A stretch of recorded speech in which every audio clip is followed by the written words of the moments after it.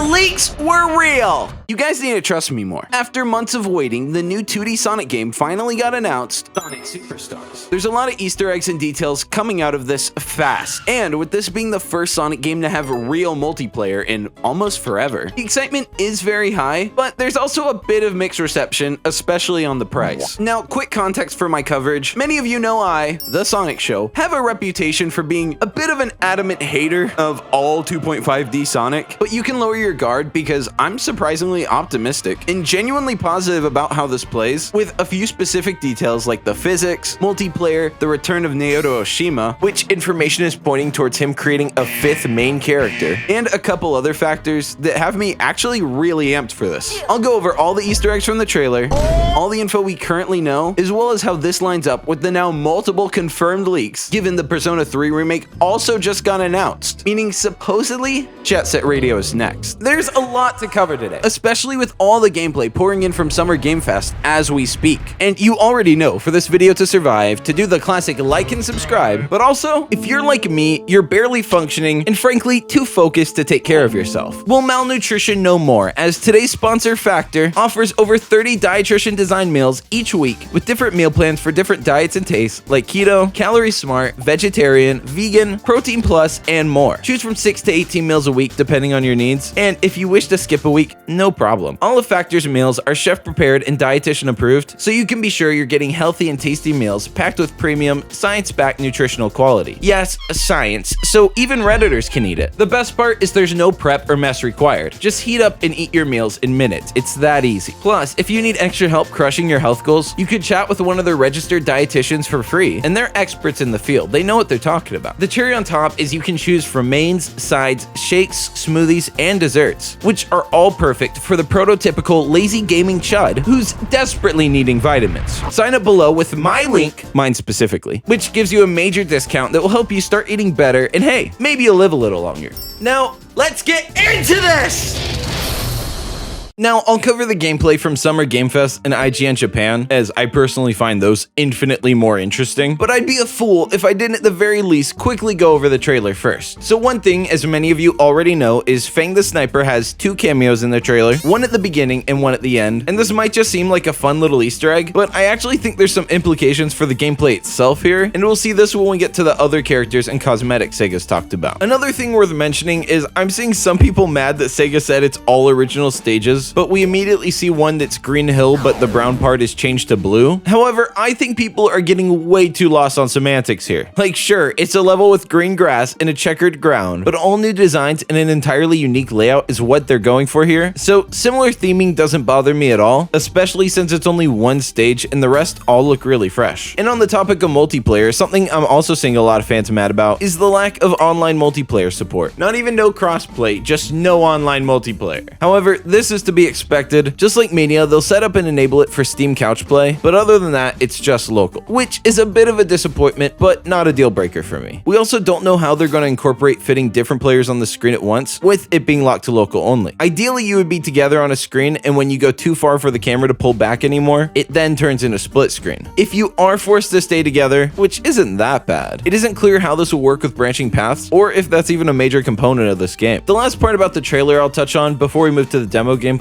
is the very short couple-second section of voxel art shown in the trailer, and like expected, this enraged crybaby Sonic Twitter. And while personally I don't love it either, I also don't mind it for this tiny section since it has a specific purpose. While creating and porting 16-bit models would almost certainly have been cooler, with the specific purpose of the level being you transforming into these pods to have an alternate playstyle, them making the specific art choice for this one level isn't something I really mind at all. Now to the Summer Game Fest gameplay. For the purposes of sourcing, I'm mostly going to be using footage from Sonic Stadium, as well as anything I see from Twitter, Reddit, or any similar website. So the first thing I want to show is the intro, and there's a massive tease hidden right in front of your eyes here. Now, if you notice, everyone's doing their thing except Tails, who occasionally breaks character to look around confused about something. And what he's confused about seems to be what he's looking at, which is the giant empty spot in the logo immediately to the right of him. This huge gap in this little animation tease clearly means some main character is missing from this logo, and we already know Naoto Oshima is designing a character which they're keeping a secret for now, so it's almost certain there's going to be a 5th mainline classic character. Well, not classic, but classic styled. And to have it be created by the guy that originally created Sonic is so cool to me. Which, on the topic, we also see another character who's this little Star Wars droid looking guy, and I don't personally believe this is the new 5th character, as he was shown in the demo specifically given to IGN, and they are going out of their way to kick him from the title screen as well as leave that hint with Tails, so I don't think they would reveal their cards that quickly. But on the other side, since it's just a tiny tease on the end of the footage, as well as many speculating this is actually a raccoon,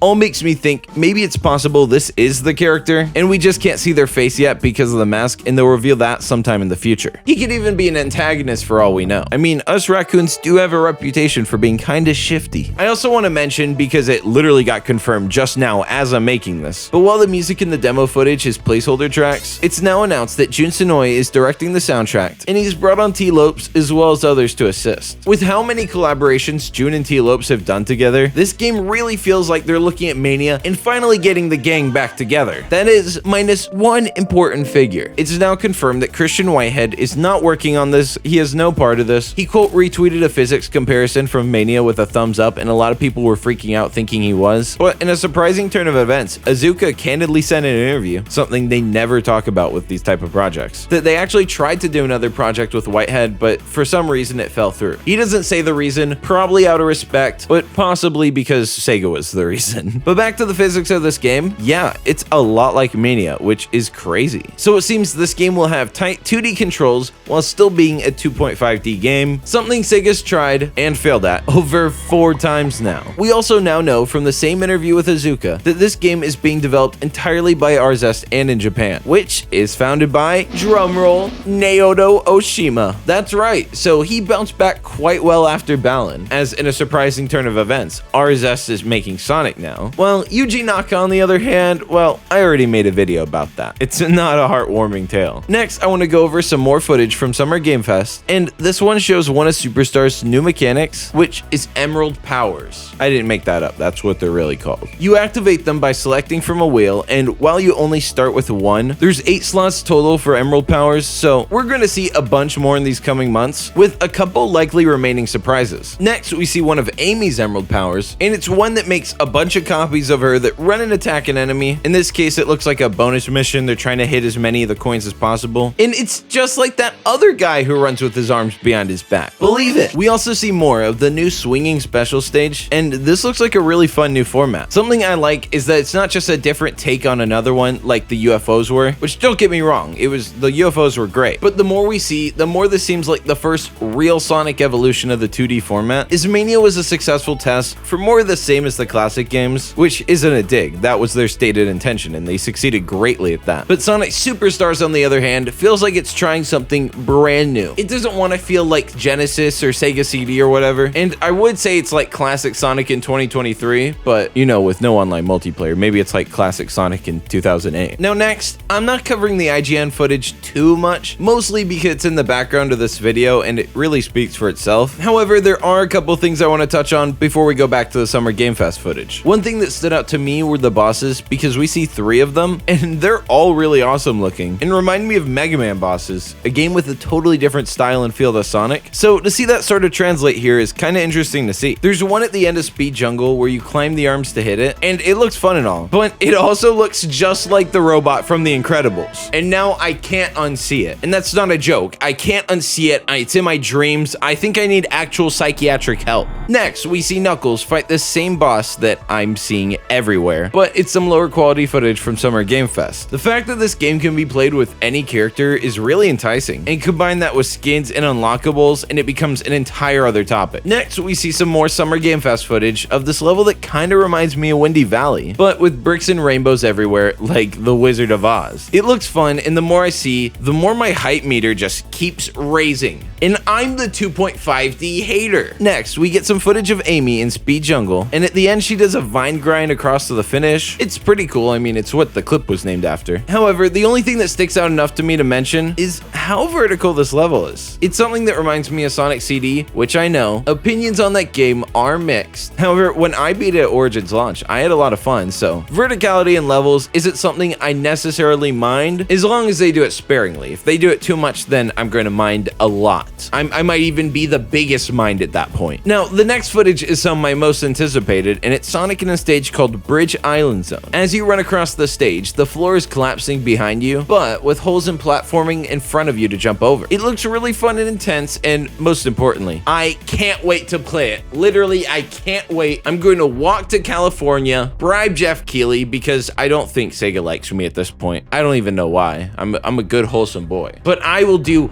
anything to play this game. Well, anything legal, of course. Next, we also have footage of this mini-boss that both Sonic and Amy beat, and it's cool. I like the design. It shoots lasers. That's always fun, right? But other than that, there really isn't much to say about it. The gameplay on this part kind of speaks for itself. Now, on the other hand, next is something we definitely have to talk about, and that's us seeing Sonic get thrown out of a portal and faced with an Eggman boss fight. He goes into a mech and does his typical Eggman shenanigans, but with two waves. One is a giant mech, and the second is a flying pod with spikes on the front and back. Since it's super early and on the demo, I know it's not going to be like a hard boss, but I always appreciate when bosses, even early on, have a second form that makes the fight feel at least more entertaining than like, okay, I did it, it's over. It gives you that element of surprise. You think, is this it? Is there a third form? What's going on? I thought I won. I only have one ring! Oh my God. Now, the next clip is something I've been wanting to see, and that's how a teensy little fox like Tails keeps up in a big hedgehog's world. And we see Tails in Speed Jungle doing exactly that. It's not clear yet if there's any speed differences between the characters, which if there isn't, then Sonic is actually underpowered, but it's likely there is some slight differences. Like, Sega wouldn't shaft their boy Sonic like that. That would be a completely out of character move for Sega. Sonic is their king, and they treat him appropriately so. We do see Tails fly for a brief period here, but we still don't know how high you can go, if Sega nerfed that, what's the deal? In the clip, he does only use it for 1 or 2 seconds, but maybe he's able to use it for more and he just chose not to. And the next and final topic I want to cover is cosmetics and unlockable characters. Now, I put this towards the end because there isn't too much info on it, and most of it isn't super concrete. However, let's start with what is concrete, and that's that the confirmed newsletter, or maybe it was pre-order, this part isn't scripted, so I'm just going off my brain. But there's going to be an unlockable Amy skin for modern Amy, which right away already means unlockable skins are going to be a part of this game, and I actually think this is great. Sega always builds all this hype around adding like characters to mobile games that you have to spend like 1 billion hours to unlock, and they don't really do anything because it's still just a mediocre mobile game at the end of the day. But to have obscure characters and unique skins pop up in a game like this is way more appealing to me. Like, I don't care about the Emo Amy skin in Sonic Forces Speed Battle, but if we're talking the Emo Amy skin in Sonic Superstars, then that's a different story. Another interesting point is an artist I like on Twitter, Mighty Sen, tweeted this theory out, writing, "Just throwing this out there, Manabu Kusunoki, the designer of both Mighty and Ray, works at Arzest. Not saying this alone confirms anything at all, but if Superstars ever has DLC or cameos, it's not impossible for either character to make an appearance. And this is actually something I think will happen. However, I don't think they're going to be their own characters. Now, this part is just pure speculation, but if I were to guess how it would work, since their mechanics are so similar, and definitely not the same, but similar enough, I could see there being an unlockable reskin for Tails and Knuckles as Ray and Mighty, but I'm not sure about fully featured characters. I mean, maybe. The game is called Sonic Superstars, so that could be like the biggest hint right there. With all the skin cock, this is likely part of Sega's super game plan, since this is the first true multiplayer Sonic game, and taking their IPs and expanding them to multiplayer is something they specifically mentioned in their financial reports. So this seems like the first step of it coming to reality, and like I said, I really don't care about mobile games at all. So if they take that strategy and apply it to a real game like this, dude, I'm not even gonna care. Do you know how much money I've spent on Fortnite skins? It's a little depressing. Even a Shadow or Silver skin, whether it's unlockable, which is the best case scenario, or purchasable and you have to grind to unlock it, which is, you know, the realistic scenario. Regardless, to have something like Shadow and Silver skins with their different animations is like a wet dream for Sonic fans. And with that, there's definitely going to be a lot more coverage of this game coming, and fast. So content, yay! I have a brand new, fresh and up-to-date Kishimoto video that I just finished since I had to delay it for this video, and that's going to drop in a couple days from now. I'm working on a new members video while I'm moving, which if you want to see the first one, you can join next to the sub button. And you know what? go follow my Instagram. I don't think I've ever plugged that before because I always plug Twitter, but you know what? I want to start using it at The Sonic Show, and it's going to be in the description. And check out the sponsor. You're unhealthy, and you can get a little healthier. I mean, look at you. Look at you. And toodaloo. Until next time, lots of love and peace. I was just saying that off my head, but that sounded like a rehearsed outro. All right, bye. Peace!